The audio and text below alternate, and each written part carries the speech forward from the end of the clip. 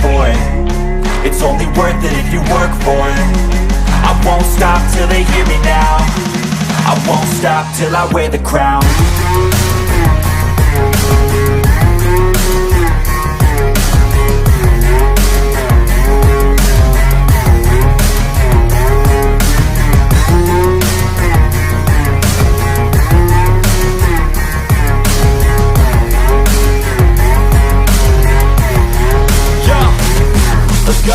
I'm just telling you to fight for your dreams, but it's not what it seems. Man, it's hard to be seen when everybody wants to be king. Yeah, they all wanna ring. Yeah, we all wanna be free. Hello, welcome to Lions Nation Unite. I am Chrissy, joined here by the one, the only Mr. Herman Moore. Appreciate it. Good to be here. I'm currently laughing at the fact that you have about 25 screens and apparatuses, and I have one piece of paper. It's all good. That's how we do it. That's how we do it? Yeah, I got a role. You know, I'm a tech guy, so I like technology, and it wouldn't be any different, right? Right. You're paper chick. I'm a computer guy. One piece of paper. So we're joining you tonight because Micro Mike has been really leading our channel for a little bit. It's been fantastic, but we really wanted to get the man back in the studio here who created Lions Nation Unite. Herman Moore, talk a little bit about Lions Nation Unite and just how you're seeing it grow and your excitement around it. I'm excited for the sheer fact that we now have our studio. We're able to be up and running full tilt. It's been something that we've worked on over the past year, and we want to make sure we did it right. You know, making sure we got the set right, making sure we got the nice ambiance and all those things. So as we continue to go, we'll just get better and better at what we do. So that's the fun part about it. Bringing it to life. Bringing it to life. Bringing it to life. Not letting it sit on the shelf. So exciting things happening with LNU. We've got the studio that was conceptualized by Herman and was a labor of love that got us here. We've got the amazing artwork behind us, around us, on our shirts that was created by the one, the only PK. So we call him PK. Okay. He's in studio over here. We've got LNUshop.com that has a lot of our gear. We're going to be adding more things to that all the time. If you're not subscribed to our channel, make sure you subscribe to YouTube. Make sure you find us on social. Make sure you download the app. We've got so much going on. Got a lot going on, and we're going to look to continue to, like I said, bring you that engaging content, but have fun with it. That was the main reason for this, is to just basically come out and create content whenever we want to and do a lot of it. But we're going to continue to make it engaging. We're going to continue to have that touch point with our Lions faithful and the audience, and I'm pretty excited about it. So rumor has it, I think we have some people joining us on this stream. Just a couple people. They may or may not be known. Yeah. No, they're pretty well known. They are super, super known. So I want to welcome them in. Yeah, who's joining us? You guys, give us a shout out.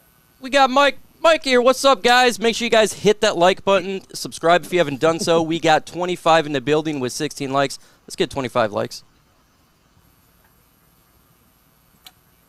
Okay, my turn. All right, hey, what's going on? Okay, go Mark. I can give you the intro, Mike. Let me give you an intro. We got Mark Orem from Orem's Forum, man. What's going on? How you doing? Hey, man, what's going on, guys? Lion Nation Unite, man. It's great to be in the building, get to talk to everybody here. Let's have some fun, man. Absolutely. Yeah, for sure. Dose, what's up? Dose of Dion, man. I'm having a good day. You know, I haven't had my apple cider. I was telling Mike before the show, so that's not good. But I'll get some afterwards. Other than that, feeling good. Happy to be here. Excited.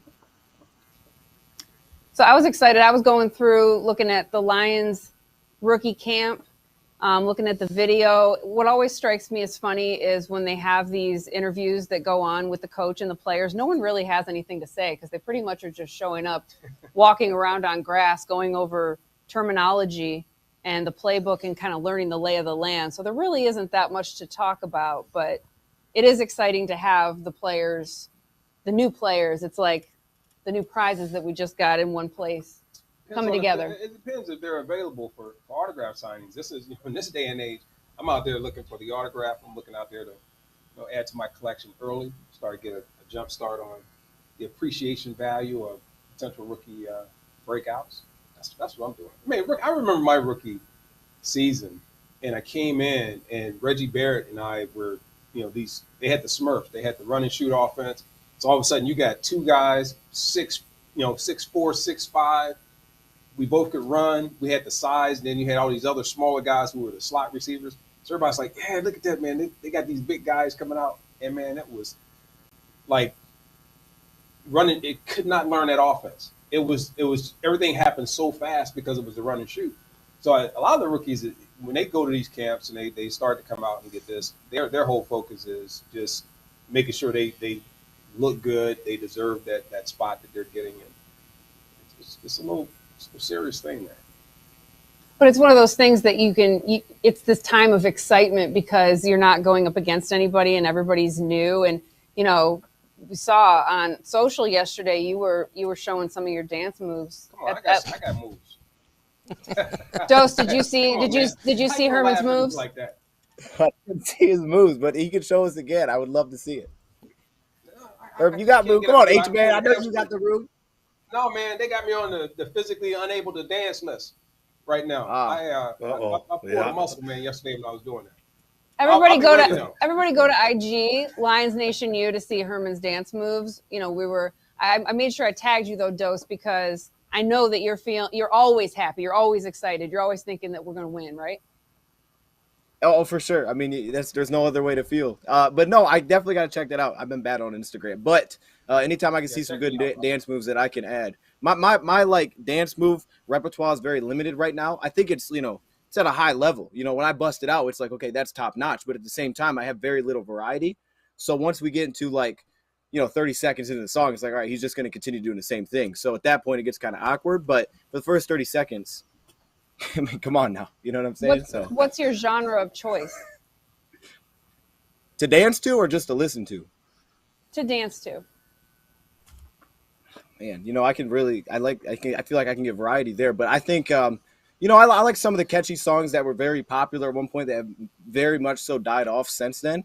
You know, whether that's kind of bringing out the whip. You know, I might have to just pull it back in time, flashback, here I am.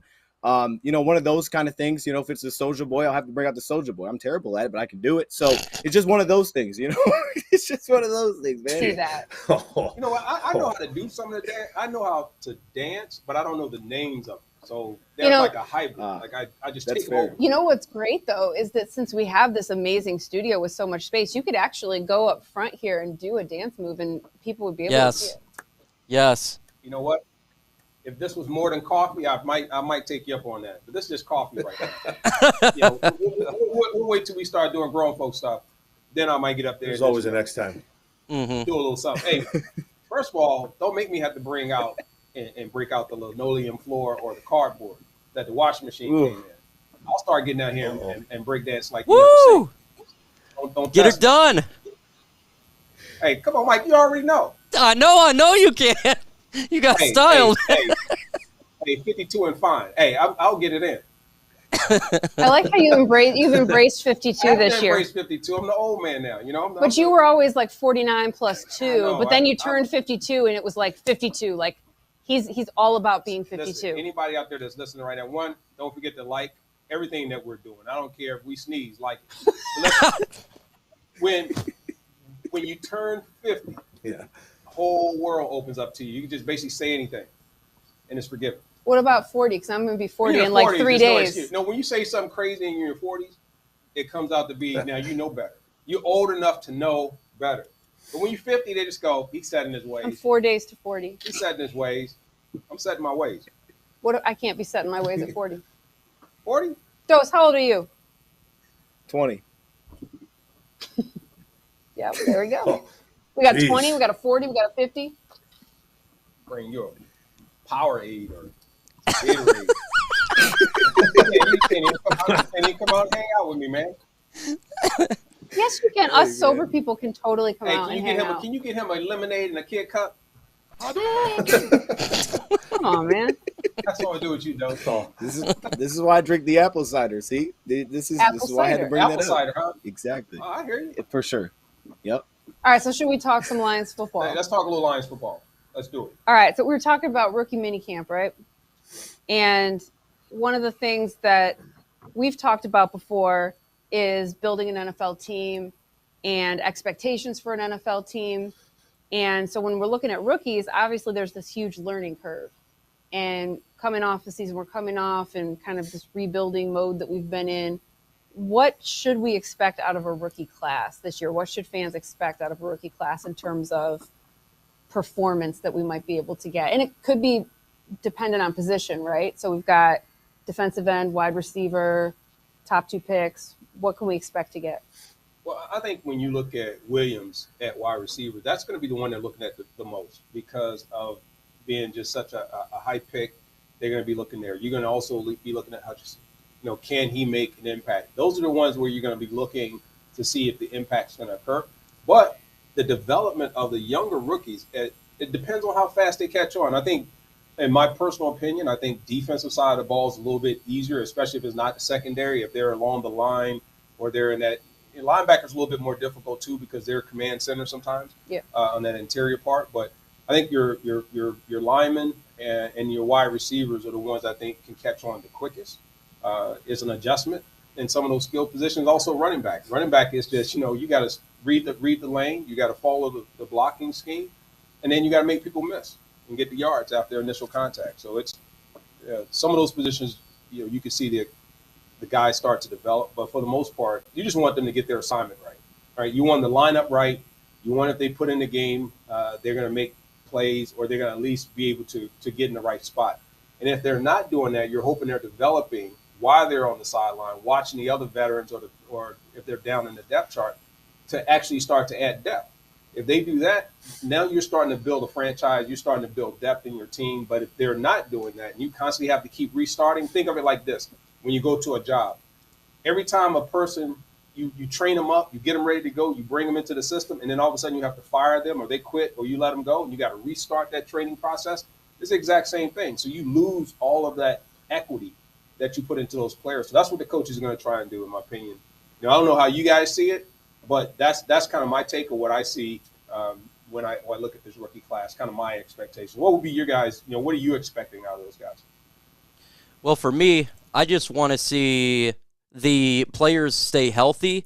Right now, Jemson Williams injury, we got the tight end, we got injured. I want these guys just to crawl right now. Crawl, walk, run. That's an Army saying right there. Crawl is just learning the system. Walking, you're starting to get a little bit better. And then running is when you're in mid-season form right there. So just stay healthy, learn the system. That is my expectations. And I'm not expecting these guys to come out to be Amon-Ra St. Brown day one, game one. That would be really difficult to expect that type of jump, or like a Jamar Chase from the Bengals. So if the Detroit Lions rookies can come out and slowly implement themselves with the veterans and grow each week, I think that's really important, is growing each week. I think I'd be fine. What about you, Mark? Yeah, I kind of expect the same thing. I expect these rookies to come in, get to know each other on a personal level, get to know their coaches, get in the playbook, get their nose right in there, wait for the vets to come in. The vets are already there. So, they're getting together and they're trying to feel each other out.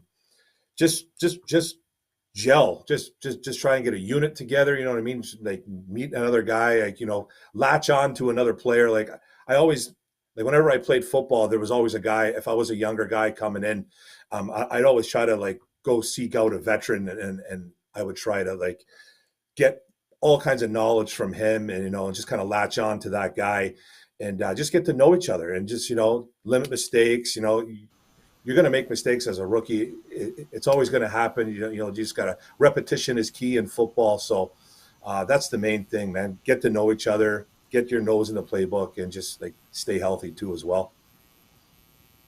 Yeah, 100% agree. And, just like what you were saying, Mark, in terms of latching onto a veteran, we've had that conversation about building a team and about how long it takes to establish a team and a really good foundation, and how with the Lions, it's almost like trying to hit a home run every time instead of that kind of gradual process.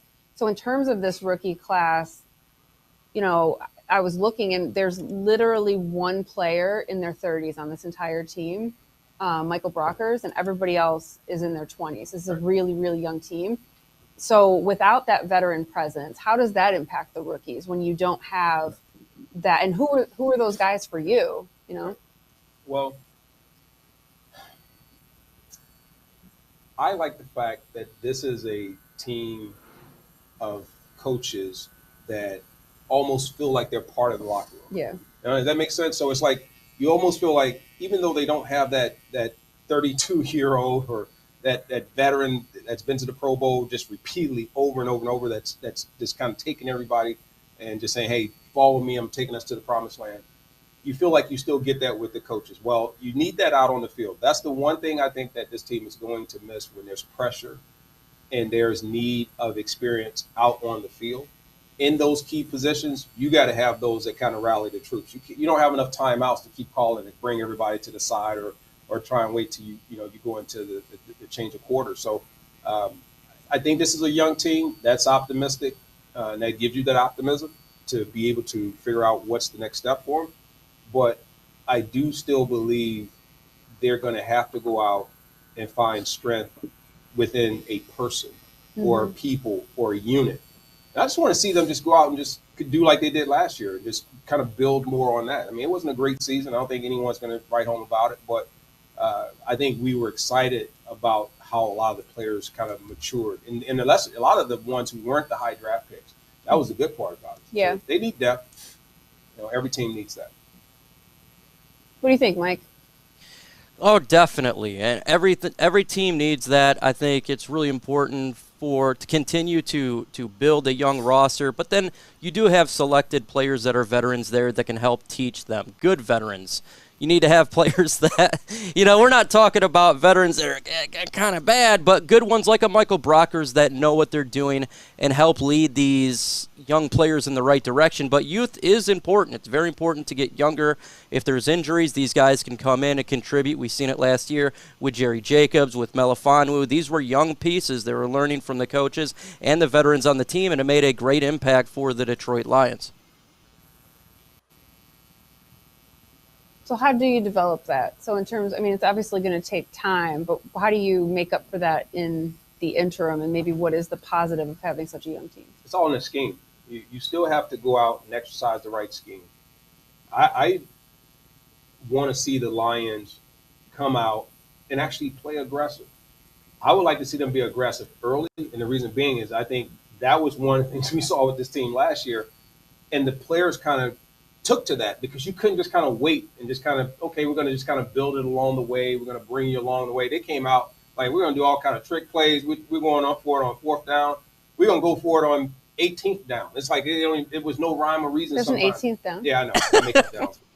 But listen, just to make sure you're still with me. So I think testing them early, making them realize that it's okay to make mistakes is a big thing. That builds confidence in your players because if you're playing not to make the mistake, then you make a lot of mistakes. But if the coach goes, listen, it's not about playing full speed and make all the mistakes in the world. That's just stupid football.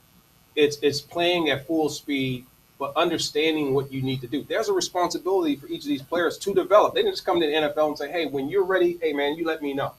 It's not that kind of party. It's like, we drafted you. I don't care what round means that you are NFL quality, we feel material to play in the NFL. You could take anybody in the NFL. But when you draft a player, you draft them not because, I just got this pick. I got some extra change in my pocket. Let me just grab this guy. No, you're going, listen, all the way down to your last pick, I think that player is going to contribute to my team. And when you get that kind of a player and you bring in those, then they're on the clock. They're on the clock to learn. The playbook's the playbook. The coaches are the coaches. The organization is the organization. The last year record was the last year record. Your fans are your fans. There's nothing you can do about it as a player other than you. And that's go out and contribute or get out. That's it. It's very simple. I think sometimes we overcomplicate what it takes to move the needle. It's just you just got to be better than you were the play before, the day before, the practice before. That's it. If you're not, you're going backwards anyway, or you're being pretty much just What does it nothing. What does it say about the team when you do so well in a game and then it just falls off in the fourth quarter? Is that A fluke? keep laughing at your own joke? Go ahead. No, he said all of a sudden it was all the way up here, and then all of a sudden you just fall off. It's like, Any more No. laughter? No. No. But no, is it scheme? Is the other team catching up to the scheme? Is it what? Tell me what it is. you want me to give you the hey Dose? I know we got you quiet over there. So Dose is quiet. You good? Hey, we're good. I'm listening, taking it in. No, but and Learning. definitely at any point, please chime in. Listen, when that happens, it's the team. Yeah, the other team's doing something. They're adjusting. You're adjusting. You have a bad series. There's miscommunication. There's miscommunication and somebody out of alignment damn near every play. Just like there's holding every play. I mean, there's holding every play. There's a penalty on every single play. So football's not perfect. The players aren't perfect. The plays aren't perfect. There's broken coverages. There's broken routes. There's mishaps. There's all these other things that are going on. It's who can minimize them, who can cover them up, which ones don't hurt you as bad as the others, and that's all I see. It's sometimes when you're clicking. Sometimes the bad teams are just bad, and sometimes the bad teams catch fire. The good teams sometimes they get in a slump. But it's so many factors. We debate a lot because we talk about these variables. I could all of a sudden be a great team and then have a player who's griping, who's my key player, who is no different than him being injured. Because if he's not giving his best and he's not doing what he's supposed to do, he's not helping me. And in fact, if he's in the game and he's got that crappy attitude, he could be doing more harm than if he was hurt. It's crazy stuff like that happens. By the way, you don't want to debate Herman because he's the person who will filibuster you and not stop talking and basically just talk over you so that you can't get your point in. And he refuses to acknowledge good points. I'll acknowledge good points. No, you change your argument while we're talking so that you can make sure that it fits. After playing for the Lions and after being in the NFL, I have a lot to talk about. I just don't have enough time. Yeah. I'm not saying in a bad way. I'm talking good, bad, all across the board. Stories. Give me a funny rookie story for us. I get in trouble. Really? Yeah. All right. I mean, who would get in trouble? You or someone else? All right. So there was this thing. Nah, I don't want to do that. I don't want to get guys in trouble like that. So let's come back to that one. There's this that's thing. The thing. You can't. No, but that's me not being like, okay, somebody puts a mic in front of you. Hey, man, tell me everything about the players. And all of a sudden you start throwing people all over the place on the bus. This guy did this. This guy did that. You don't want to do all that. I mean, I don't know. It could have been that you sucked. I don't know. Here's a good one, right? Here's a good rookie story. So we were up, and for those of you who would go out to the Silver Dome, and we had that grass field up top, and we go practice. And if you remember, there was seating on the hill inside of where the players were, on the player side, where the families and close friends and Wayne Fonts and everybody he knew was on that little hill. Then on the other side, on the outside of the fence, were a row of benches and people could stand along the fence and all those things. So there was a lot of players who, they had some babies with a lot of people, and sometimes just like in today's professional sports league, guys get a little behind, right? or somehow they need to be, tapped on the shoulder to say, hey, we got to remind you about something. And I remember we were standing, and at the end of practice, you take off your uniform, you go over, and all the people are lined up along the fence. And then there was probably a handful of players that everybody knew had a lot of kids, and they had a lot going on. And people hand you papers. Hey, Herman Moore, can you sign this? Hey, so-and-so, will you sign this? And all you're doing, you're just writing your name. You're just trying to get everything signed. All of a sudden, the guy would come over and go, hey, so-and-so, will you sign this for me? And they go, yeah. And they go, hey, you've been served. Oh, yeah. Got him. Hey, that was genius. That was like, I served that you. Was I genius. got like 500 witnesses saying that you got served, and you need to appear. Oh man! Oh man! It was awful, man. They play all kind of games like that. There goes your paycheck. I didn't know what that. I didn't even know what that meant when a person was like, "Hey, you get served." I was like, "Man, what do you mean like getting served?" Like, bam! Like I just like boom! You've been served. Back in the day, being served was the whole thing. But this was a whole different word. Yeah. It's a whole legal document, man. And then I found out what it is. They're down in the locker room. They're like, yeah, man, that happened to me last week. like what is like? It's like they handing these out like Halloween. What is this? Like, hey, I want one. I don't think you wanted one. No, I don't think you want one. I don't think you want one. Not a kid, not get one. So, interestingly enough, so there you go. That's one story. That's a That's good one. one, though. It's a great I like one. that Am I glad I A lot of asked? them. Yes. But go ahead. I'm glad I asked. Okay. So that is interesting because Coach Campbell was talking about the fact that he was talking to these rookies and about how they got to hurry up and grow up because they've been in college, they've been having their hands held, and then now you're going and you're on a team with these guys that have families and they have, you know, different business ventures and they're older, they're more developed. And so the idea of having to grow up really fast and go from the college environment to the NFL environment. Guys, think of this. And I want everybody who's looking to also consider this. You're playing this is a livelihood. This is no longer, college. You go in, you still get to keep your scholarship, you get to go to class, you get to fulfill your dream, get a degree if you graduate and finish your time and your tenure in college. This is one where the person behind you can only elevate and make more money if they take your position.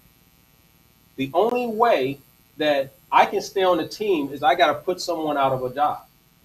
And that's what you're constantly doing. But at the same time, you have to support the people that are starting in hopes that they do well so that your team wins. It is a whole lot of mental things that are going on. And then when you don't play well, the guy that's behind you is looking at it and the coach is saying, we're going to give you the opportunity. And all of a sudden they start training them up. You start hearing that people say that person's a little bit better than you are and that guy should get a chance because you've been in a slump. It's only been 2 games out of your career. And then all of a sudden your mindset has to be, I got to stay teammate. I got to stay pro team. I got to stay all about making sure I go out here and do all this. And people say that's competition. But think about that. Think about that. This is their job. This is how they're going to elevate, have a sustainable career. Is only by not hoping, but if someone gets hurt or you have to take their position. And then that person has to do the next role, meaning support. That's been a part of all what we've done in sports, but it changes when you get to the NFL because it's the money. It's the apex. It's the career that you have that's left. So it's just, rookies, they're going to come in. It's going to be a whole new thing that's going to open up to them beyond just playing football, just learning plays. It's a whole world of other experiences that I don't know if they're, quite honestly, most of the time are equipped to handle. Right. Yeah. Hey, Mike. Yo. Do that thing where you tell everybody to hit the like button. Man, how the heck do we got 92 in the building and only 39 likes, folks? Smash that like button. I think we can get to 50 likes. Look, when you hit that like button, it makes a little thing called the algorithm, YouTube algorithm, spike up, and we get more content out there. Look, Lions Nation Unite right now, made by Herman Moore and my little homie Chrissy.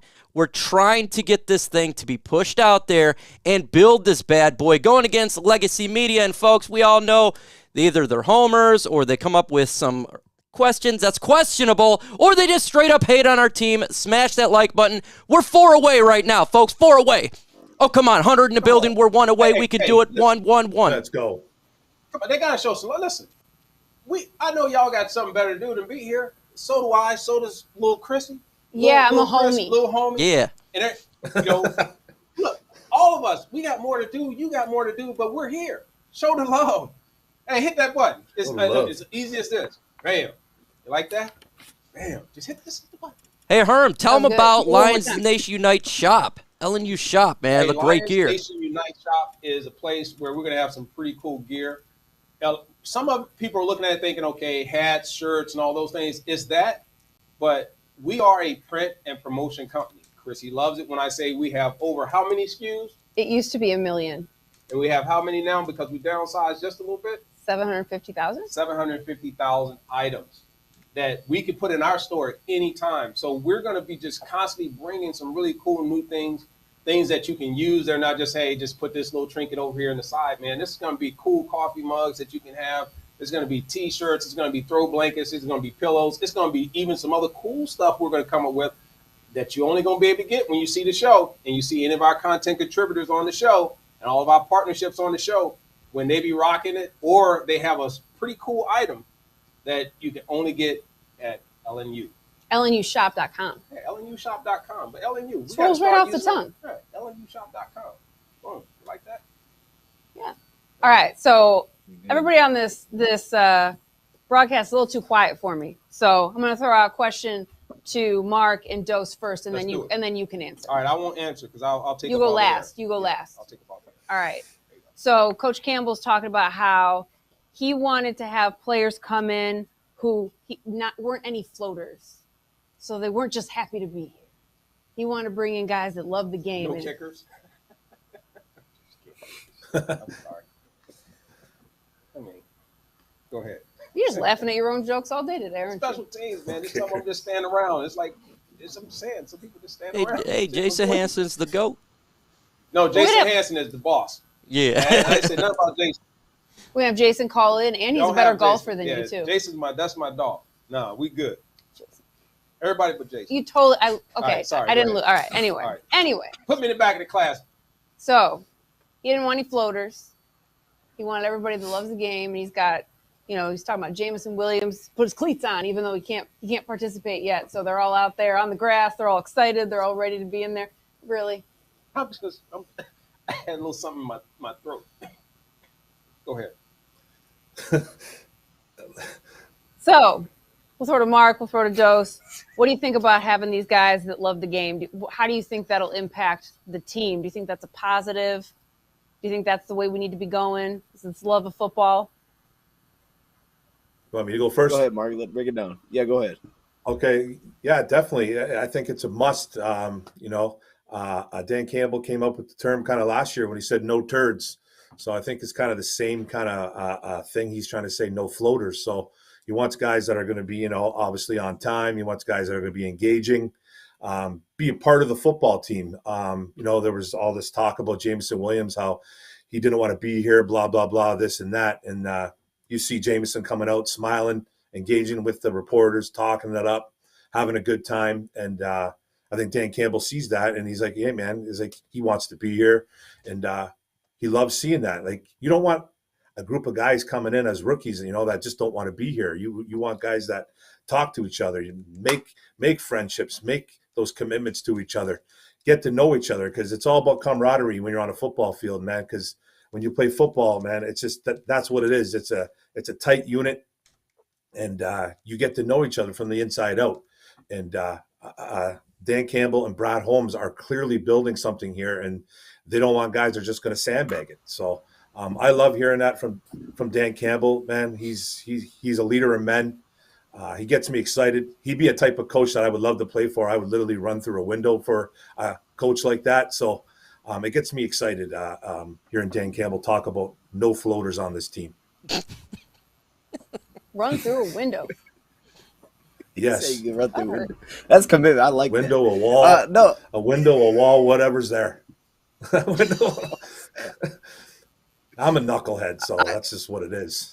That's just... Look, I loved it when I heard James Houston say that they should have – he wants to prove that they should have taken me higher. I think that seems to be the biggest thing that separates. I mean, all these guys are coming out. All of them are good at some things. They all have some sort of talent. If you're a guy that gets drafted out of all these colleges, you have talent, but it seems like that separator are those guys that are just happy with the fact that I got drafted, or they're having me in here in this room. And, some of these UDFAs, guys like that, that really have to kind of work their way in there. And this is a question that I wanted to ask, which I'll ask in a second. But those guys that are just happy with the fact that they're in the building, that they're there. And I don't think we got any of those. I think that stuck out immediately with a guy like Aidan Hutchinson. That's just who he is. He doesn't seem like that kind of player that's going to be excited that he's drafted here or talk. He just wants to be the greatest. It's that kind of thing. And you saw that in college, just the commitment that he had when it was coming to, let's beat our rival, let's beat Ohio State. You see him cry in tears just after the game, because it's that kind of commitment that he had to it. But here's the question that I have. And H-Man, I got to ask you about this one. So when you have this rookie minicamp going on, you're bringing guys in for tryouts. How does a tryout player stick out to the point where he gets a contract? How can a player stick out like that within rookie minicamp where you don't have pads on? How can they separate themselves? Well, think of it like this. It's more like your own personal combine. That's really what it is. And you're not going to have the contact. It's going to be against air. You will have some one-on-one competitions with the receivers, DBs, the linebackers, running backs, all so you'll get your one-on-ones. But as we know, it's not a true test of there's adrenaline, there's guys running around who truly don't know the system just yet. And they're running full speed, they're being coached up. So it's really one where you're just trying to see if you get a second look at some of the players that you had on your board. They were the ones that you felt were the best for what your pick was at that time.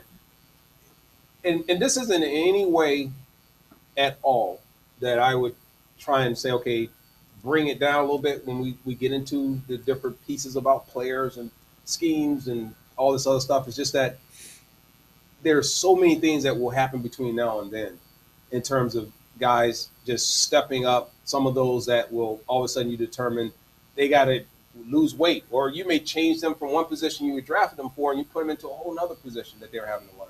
So there's a lot that's happening.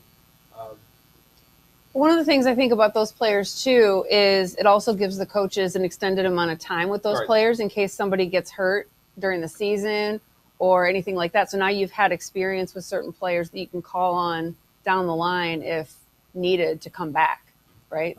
And you don't have to, you got them longer. It's not like in college where, unless they were, fifth year players or those who had graduated already and they were back, playing their last year, and then they had the whole, second part of their collegiate, eligibility to just kind of kick it. But now they get to watch film, they get to study, they get to get in the weight room, they get to be really, really totally committed to the sport. So you will see some that will transform in that short window of a couple of months, 2 or 3 months, that came in one way and looked totally different. I came in at 97 pounds, 200 pounds as a wide receiver. They said, you know what, you're too light at 6'5". And I ended up getting up playing at 223 pounds after my rookie year. And that happened to be my optimal weight based on the position I was playing.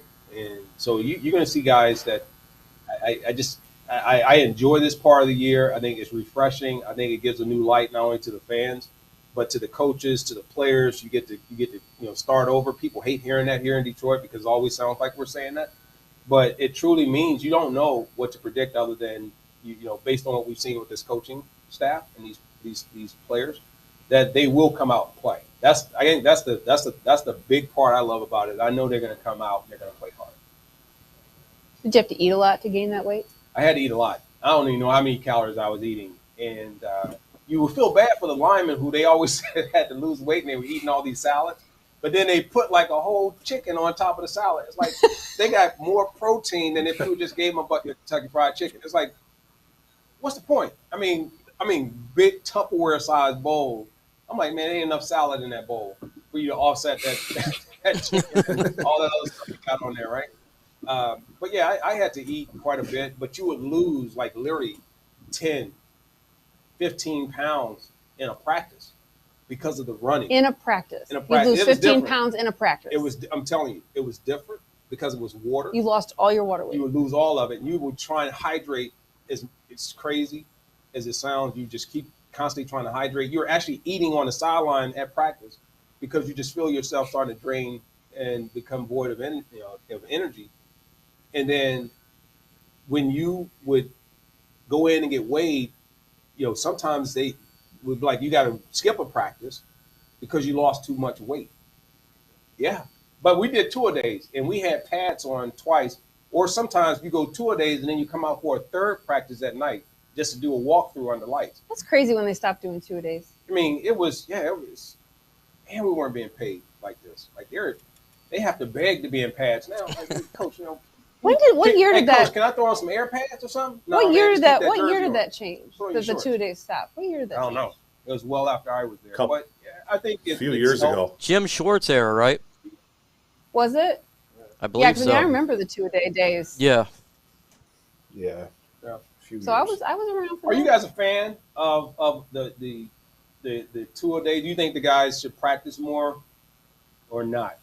I mean, I know that's a big thing. People think the contract makes the difference. You're paying so much money, guys can't get hurt. I go, what's the difference? What do you mean?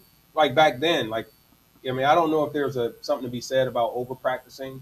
I think it was just too much, not enough film study is what I would have complained about when I played versus it was so much time being on the field. You were exhausted and mentally you were done by the time you got in film room. Film room meant like that was nap time. because you just Yeah. been up on the field for 5 hours, 6 hours for the day because of the 2 practices. I'm a bit So of I an don't old know. head. I'm a bit of an old head myself. So, but I think 2-a-day practices, I think, is a little bit oversaturated. I think it's too much, especially in the physical aspect. But like you said, Herman, maybe, the mental part with the film study, I think, is better. But doing 2-a-days, I think, is insane. Like back in the day when they did stuff like when you guys did that, I don't know how we didn't hear more of you guys dropping on the field, to tell you the truth. So just like, Right. like you hear about some guys, like it happened in the past with some guys literally dropping and dying because they were practicing too much. So I'm glad they got rid of that, but I am a little bit of an old school guy. But I think like the 2-a-days is a little bit too much. Man, I would I I would look almost at- bring in like. Go ahead. No, go ahead. Right, Dose. I was gonna. Well, look. I mean, this is from a whole different perspective because I mean, if you're hitting each other and things like that, that changes it completely. But I mean, I would almost look at it as okay, we have our practices normally, but man, we might have these things thrown in there where you can come back in. We might have an optional situation where you can come back in and we play some flag football. Maybe things like that where it's not as physical, but it's still playing and just kind of seeing things. I always thought like when practicing. Because I did basketball all the way up. So with basketball, it was like just playing the game. And I know that's not the same as football, but, you go through drills, things like that. But just playing, I always felt like, especially against better competition, when you got to play guys that you knew were just like at a different level or older than you, things like that. But just playing the game, I thought just helped you play a lot slower when you were in the game situation and just see little things faster, get comfortable. I have a question I want to ask you, and you guys can chime in and answer in any order. But one was, when you look at the game today, if you had to pick one offensive position, one defensive position that has evolved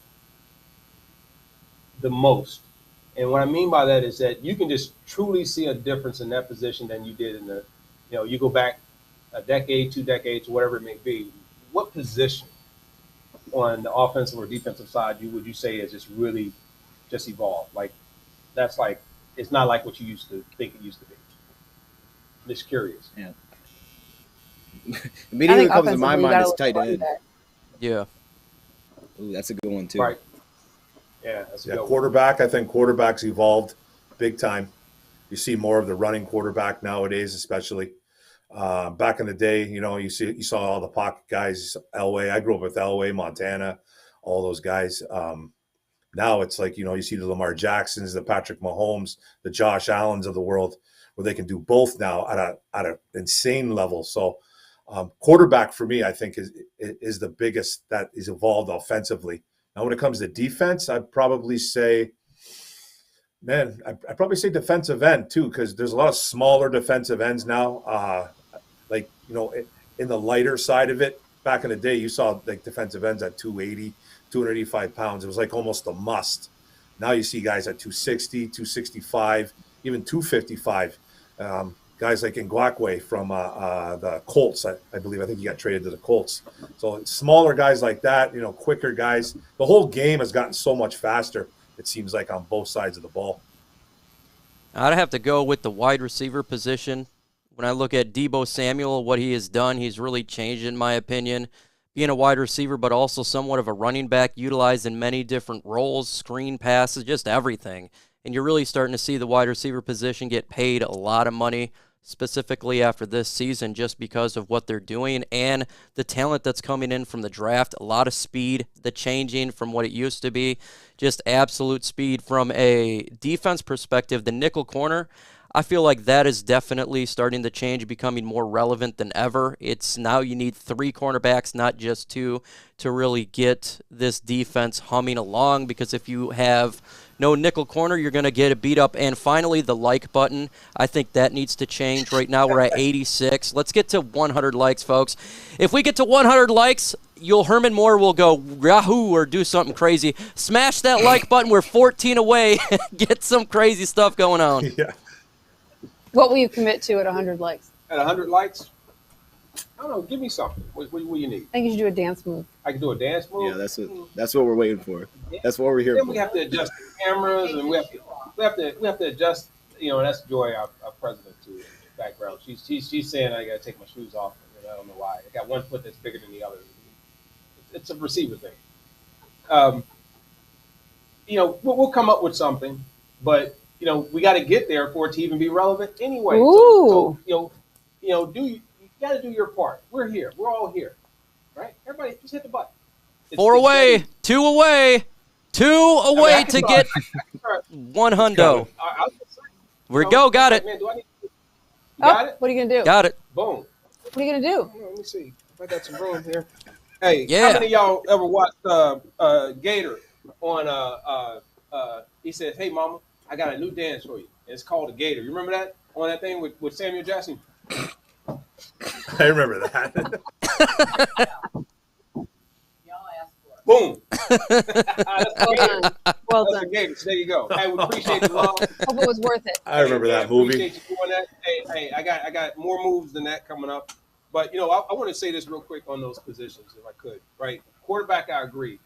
I've always looked at the success when we start talking about those Hall of Fame type careers versus those that are winning or putting your team in the best position to compete and win Super Bowls. It's one thing, right? When you start looking at those, how many of those guys that we talk about, we go shoe in for Hall of Fame, right? You can just see it. But the dynasty that's around them, these are players who are making their teams better versus quarterbacks who had really good teams and they just really solidified it to make them basically unstoppable because they were such a stable position, you know, which was cool. And then when we talk about defensive end, I agree with that. And definitely you look at tight ends and, you know, you had Shannon Sharps, Tony Gonzalez. You know, you start to see that transition of those guys start to kind of come along the way. But I definitely believe running back to me was one I was going to say, and I'll just say this real quick. It was interesting because the running backs seem to have gotten smaller. Right. A Henry was very similar to, you know, Eddie George. You know, we had some really big guys. Edgar Bennett. You know, we had really big safeties. We had really big running backs. All Scott. You know, you start thinking about fullbacks. I mean, it was a lot of crazy stuff coming out of the backfield. Now, can you imagine a fullback, a big running back, and 290 to 300 plus pound linemen pulling, these defensive ends today trying to take on that kind of stuff? I'm going all of a sudden. You bring that back, you would dominate defenses because you would just move them out of the way because they're too light, they're too small. So I go, when is it going to change back over? And someone's going to go, you know what? This is crowded. This is a crowded field. Yeah. Where's the competitive advantage? Yeah. I might end up bringing the Hogs back like they did in Washington. But how do rule changes factor in with that? How do rule changes factor in with that as far as contact and different things like that? Well, I mean, it used to be, you know, about whether you can go low because corners didn't want to come up. When they saw linemen pulling, hey, that is one thing they didn't want to get mixed up in. Safeties coming down, full tilt, they didn't want to get the crack back. I mean, the rules have changed a lot of that aggressiveness. So you can now come in and be a little finesse player and all that. I mean, you had to earn your keep. That's why you had a Reggie White. You had Chris Dolman. You had some big Neil Smith. You had big guys. Dexter May. You had big guys on the outside that were just crazy. Lawrence Taylor and those guys, they were just these hybrids that were just freaks of nature that could play across the board. That's why I think you start seeing the Von Miller. You start seeing some of these Ray Lewis's and guys that will just start moving and walking around because you just started seeing that. But I was used to the John Lynch's and the Ronnie Lotts and these crazy people sitting out in the middle of the field that they were just angry. It's just for no reason at all. Didn't know. So it's I don't know how much of that you could buy and subscribe to, but I'm a coach. I might go old school on you and start. They don't even see me coming. They pass up on all the fat boys in the draft. They be like, man, we don't want none of those big bodies. I'm going, nah. All of a sudden they come in. They got, man, the Detroit Lions got 9,000 pounds on the front line. You know, You're gonna pull like a money ball. They got a full back in the backfield now. I done screwed up your whole defense. You got all these dime players and safeties and all this little. They be like, man, we don't even know how to handle this.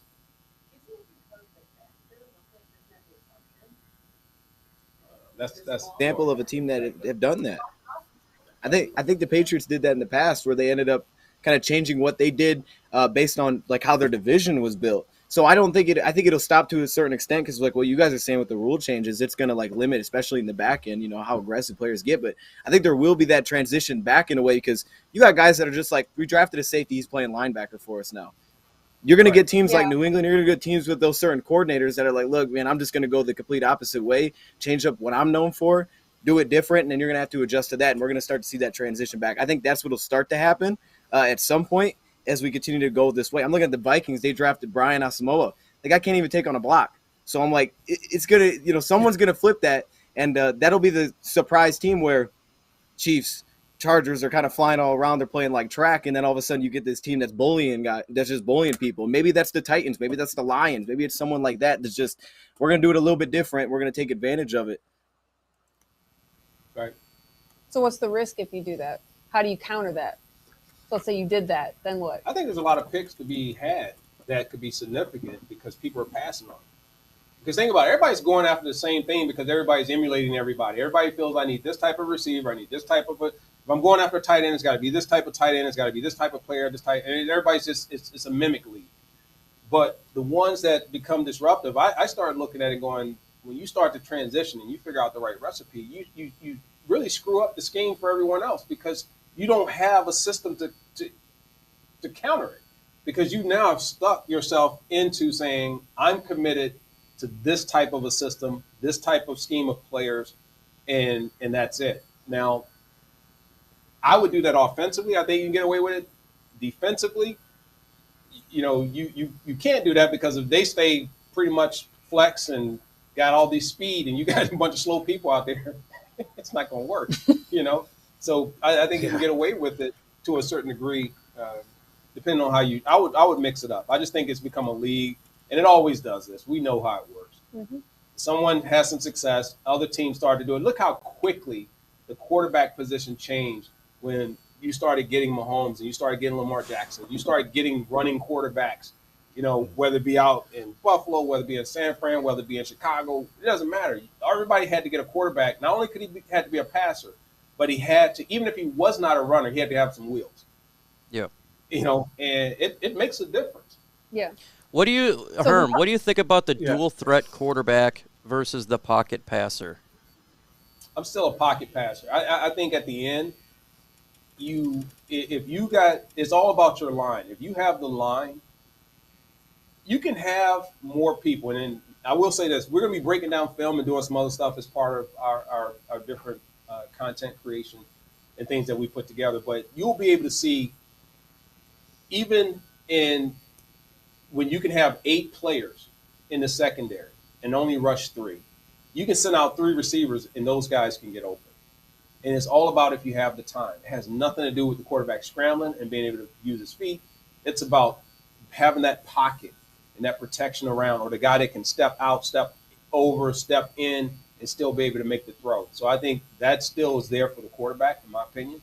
And when it gets crunch time, I don't need somebody that's going to take off and run and let the big play go because they're just not disciplined enough to wait for a play to develop. Sometimes it's not the first window. It's going to be that next window or the next window after that. And I just see that's gone out there. It's just gone. It's like, don't see number 1, boom, I'm gone. So saying all that, do you guys think Herman or Chrissy or whoever wants to answer this, Brad Holmes and Dan Campbell really seem to think that Jared Goff is the guy, and they seem pretty dedicated to him. We kind of saw it in the draft. They didn't go after anybody. We still got Tim Boyle, David Blau. They're super committed to Jared Goff. Sorry. So do you think Jared Goff is the answer here right now? Is there a possibility that he could be the guy? Do you think that that's what they're kind of thinking right now? One thing that I would like that's a perfect segue in, because one thing that I do want to talk about is, we just talked about protection. And that was one of the things when Taylor Decker came back last year, Jared Goff did better, or seemed to perform better. Same thing when you threw in Josh Reynolds, and you actually had another component going deep. And that's one of the things I love hearing you talk about, is the flexibility and the way to leverage receivers and their skill sets as a way to combat a defense. So how do you see, to Mark's question, we're putting some of those pieces back. Did that help Jared Goff, and having, more of a wide receiver arsenal, does that help Jared Goff perform better? All right, I think, Mark, I think is a great question, and I'm definitely interested in hearing what Dose and Mike have to add to that, because there's a combination of a couple things that happen with Jared Goff. Do I think one, long-term, he's a solution? Off of last year, I can't say that definitively. Does he have the experience to take them to that space? Absolutely. He has the ability if the protection is right, but there's these things that have to line up. Can he do it on his own? Can he create, even if those pieces are there? We know the answer is no. We know that there has to be the right circumstance for it to come together, for him to be that type of an impact passer and quarterback to get it done. Not a knock on his style, not a knock on his talent. It's just what he requires in order to succeed. I saw that they ended up getting a lineman back. It improved and gave him better pocket protection. I saw that they also brought in Reynolds. They brought in some other guys who could make some plays. You had some players stepping up. Amara St. Brown started to make some plays. You started to get the team had more weapons for him to go to, so he no longer panicked or made the wrong read because he stuck with the number one no matter what on the first read, right? So it was a combination of things. But I do believe you got to have depth at the quarterback position. You have to have diversity in the players. If you're going to do anything as a team, I don't want to see a roster of quarterbacks that are all the same. I'll at least get one that I got my Jared Goff pocket style passer. Now I need somebody who's a little bit more dynamic, because if I need to put that person in, I get to see how does that player impact my game? How does he impact the unknown and the what ifs?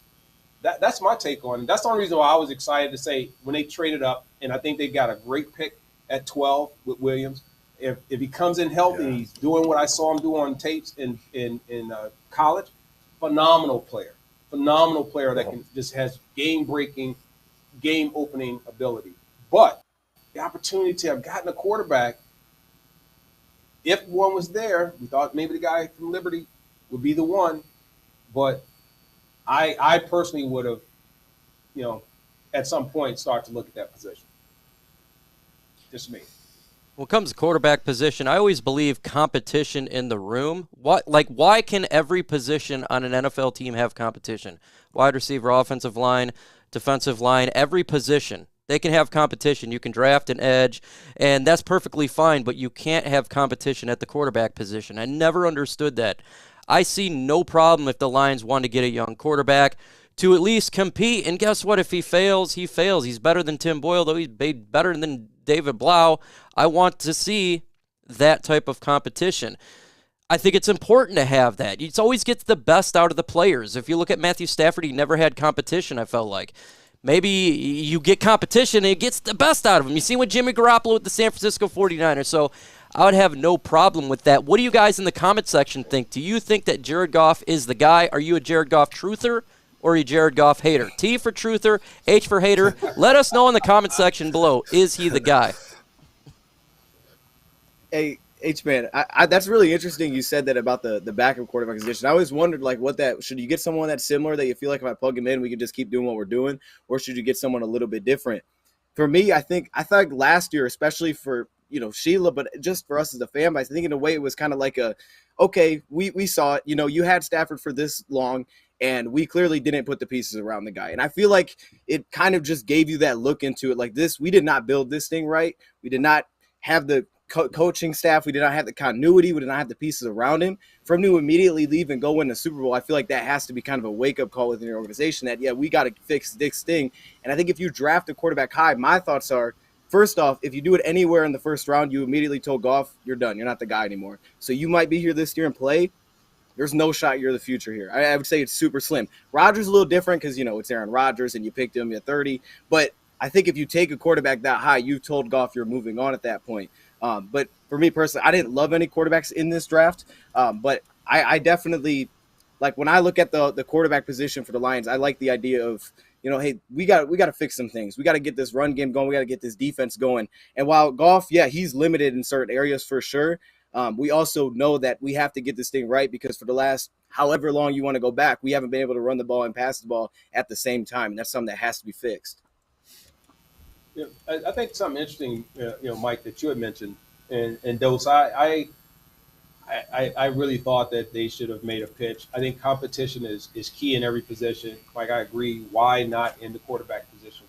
The other thing, when we talk about Stafford, and this last time I'll get down into talking about all that because that's kind of water in the bridge, and it's great that he went over and he had an opportunity to go and win a Super Bowl. But you know what his competition was? The fact that he showed up somewhere where he hadn't earned his stripes, and the fact that he had to prove to a fan base that he was a good pick. He had to win over his teammates. He had to win over his coaches. So the pressure was higher than a guy that steps in. So that's why I think competition is important. That's why I think you have to have someone on their toes. You know what? I always go back, and I don't like to keep going on my career. Some guys get stuck in that mode. Brett Perriman, I knew this man wanted the ball even if it was already in my hands. All right, even if I already had the ball thrown to me, he probably would want to try and run the tape. But that's how competitive we were. He could get 10 passes thrown his way. I could get 10 thrown my way, and we would go, why didn't I get 9 of his 10? And when you play at that level, man, your mind is on nothing but execution, on getting better, to being the difference maker, to proving this is why I sit at the top of the chain.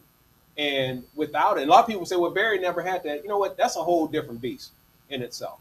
He had the weight of the team on his shoulders. Yeah. Right. So if he had 2 yards, people was saying they're gonna blame us for a little bit. Well, the guy didn't block here, and those other 10 guys are crap. But after a while, if that were to continue to happen, all of a sudden he's not Barry Sanders. He's that. So that's the nature of this game. I said that early in the show. Competition. It's going out there and earning those stripes. It's proving why you have staying power. And that's the amazing thing for me. And I don't want guys sitting back saying I'm gonna hold his clipboard, and if I get in, not much is expected out of me. But let me ask you this, because last year you were big on the fact, though, when it comes to quarterback position, when you pull a quarterback during the season, what does that say to a quarterback? How does that affect mentally a quarterback? Is that position different than every other position when it comes to that you can actually hurt yourself if you're interchanging those positions during the season? Depends on the backup. You know how many backup quarterbacks sit there and go, they can't wait till the starting guy goes down, and then when they get their chance to shine, they go in there and you go, who the heck is that guy? Where'd he come from? No, that was the guy that was hungry. That was the one that was sitting there going, you know what? Coach, put me in. And the other guy is sitting there with a big contract going, hey, you have to wait your turn. And it's masking. And the team is subpar. The team just kind of limps around. But all of a sudden, they're placing blame everywhere but everywhere. And the coaches are even on that. The organization's on it because they don't want to throw this high-paid pick under the bus because that means they made a mistake. So it's all that. But the minute they put that one player in and he shines, they go, oh, yeah, that player. And all of a sudden, he's become the greatest thing since sliced bread. And, we knew he always had the talent. We were going to, no, don't give me that. Don't give me that. Don't give me that. You know what? I want to see when a person struggle. I'm not going to let you struggle for a half a season. If I drop passes for the first 8 games, I sat out. I didn't get to start to the 12th first round pick. 12 games into the season. 12. We ain't have a problem with it then. Why we so picky about it now? Well, everybody's fragile? I'm telling you. Put me in, coach. That's it, man. You know what I'm saying? I'm starting to get worked up because I'm like, listen, this is a lot of money, man. Tickets cost a lot of money. Parking costs a lot of money. Players are making a lot of money. The organizations will make a lot of money. Careers are short, but you can still make more in 3 years than most guys made in 16. Oh, man, I scratch all that. All emotions, all the feelings, man, you can set that on the side, man. You can miss me with that. I want to see, enjoy the game. Play it like, I wish I could go back and be like, you know what? I don't want to leave a play on the table. But I apologize for any plays I didn't play as hard. I apologize for any time I felt I was tired and too tired to go. Because you don't get that back. So forget all that. Don't sit there and wait for this guy to get pulled. I'm like, Coach, man, he missed that throw. You would do that too. Yeah. Coach. He would actually do that. What's the worst I could do? Another incompletion? Put me in, coach. That's it, man. Hey, and that's with coffee. I'm telling y'all, you need to check it out. Click the like button. Keep chiming in. Get people to come in here. It's gonna get deeper. It is. It's gonna get deeper as we go. You watch me. We're gonna get better roasts, man. We're gonna get a better roast. Yeah. Hey, listen, I'm on Team 84's payroll. I can say whatever I want to say. His voice is actually elevated quite a bit. He's getting very hyped up right now. So there you go. This is Lions Nation. I believe Get that gear by LNUshop.com. That's all it is, LNUshop.com. You get the greatest gear, hats, shirts. You got everything. This stuff is legit. Literally, there's a shirt out there that says, I played with Herman Moore. Yeah, I'm going to make that one. Well, when we have Jason Hansen on there, I played with Herman Moore. Man, Jason, one day when we're sitting here, we got to bring Jason in. We'll bring Jason in. Yeah. Jason is, I'm telling you, man, if I didn't know him better, I swear, man, he's got some people locked up in his basement. I'm telling you. He's a different guy. That's a different cat. Ooh. Not in a bad way. Just, population in his neighborhood has gotten a little light, You shouldn't say things like that.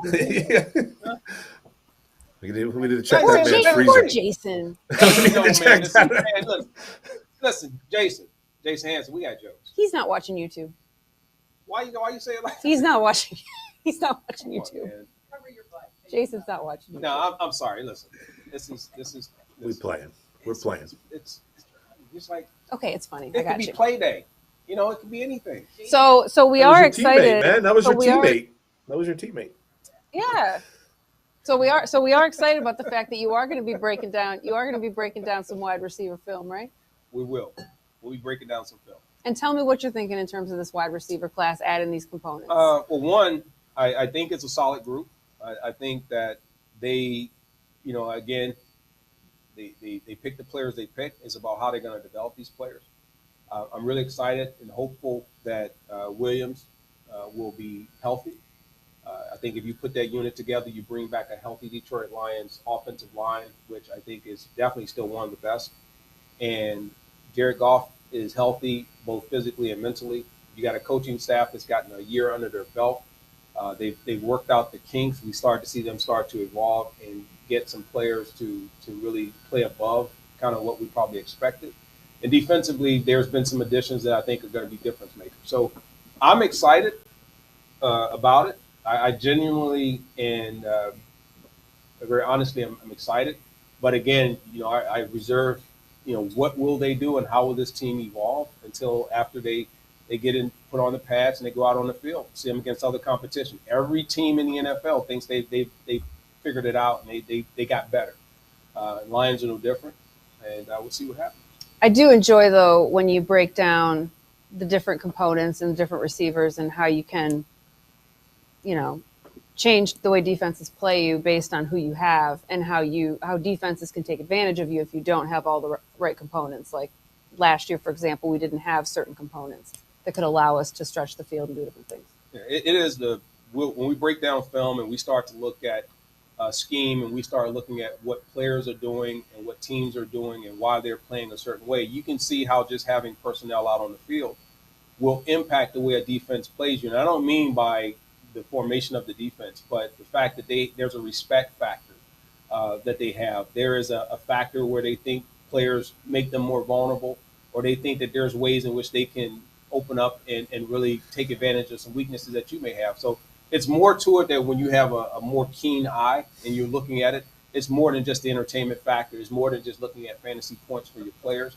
And it's more at looking at really what is the chess match that is taking place and why specifically who's really doing better at outwitting the other person in the other team. And then sometimes it's definitely beyond just the amount of talent, because you can have the right pieces in place and you just make the wrong moves and you misplace them. So it's interesting. So I enjoy breaking down film. I'm looking forward to it. And especially on the skill position, I don't know every position, but I definitely know wide receiver. So do you Mike, think, what you got? Herman, okay. What do I got? We just hit No, go ahead, Mark. 1,400 subscribers. Beautiful. Yes, We hit the 1.4. Huge shout out to you guys. If you've not subscribed to the channel, make sure you subscribe. We're trying to bring this thing all the way to the top. Subscribe, subscribe, subscribe. Go ahead, Mark. So, like, just kind of talking about the wide receivers, how you're alluding to the wide receivers. When Jemson Williams is 100%, and I hopefully he is by September, but if he's not, that's okay too as well. Do you think that he is a legit, true number one wide receiver on this team? Because there seems to be a kind of like a mixed bag here with the wide receivers. We got Amon-Ra, who had a really nice breakout rookie season. You got Josh Reynolds, who hasn't really done too much, but he's got that long stride ability. And then you got guys that just don't really have that true number one feel. Do you think Jemson Williams could be that guy? I think he can be that over time.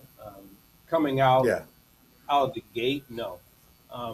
Right. And it's not because of talent, and it's not because that player doesn't have the ability. It's being able to play full speed, understanding not just your assignment, but what is the other team trying to do. You get baited so much, and there's so many things that can work against you. Speed. A lot of people think, man, look at the speed and look at how fast that person. Sometimes it's about, Steve Smith said this, former Ravens wide receiver, Carolina Panthers wide receiver great. He said it best. It is in your route. You got to sometimes make the opponent think you're running faster than you actually are, but you're running always the route under control. You'll hear me talk about that. Who's running a route with speed but under control? Because that's the name of this game. It's about developing those tools. I think it's going to take him a year, even though he played in the SEC, even though he played at the highest level of collegiate football. It is a different game when you're in the NFL. Amon-Ra St. Brown and some of the others who've already been there, A, they're going to make less mistakes. 2, they're going to know game management at the NFL level a little bit better. They're going to understand the speed of the other players and also the things that they will use against you, like understanding how you tip your route, understanding how to read your route, understanding how to set you up with scheme and all these other things and rotations of coverages. They do it in college, but I mean, this is the NFL. And I'm not saying that college doesn't count, but everybody who comes out of college and is a high pick, if you look at how many first rounders actually turn out to be both Pro Bowlers and end up going to the Pro Football Hall of Fame, those aren't your best numbers, right? It's the ones that get developed over time and those that really understand the game of the NFL. And that's what I'll have to see is how is he developing along the way. So it's never, ever a short answer to say, I think this guy's going to be good, he's not going to be good. It's these factors, right? These variables that will determine that. And a lot of it's up to the players and a lot of it's up to the coaches and the scheme. 100%, man. That's awesome. Yep.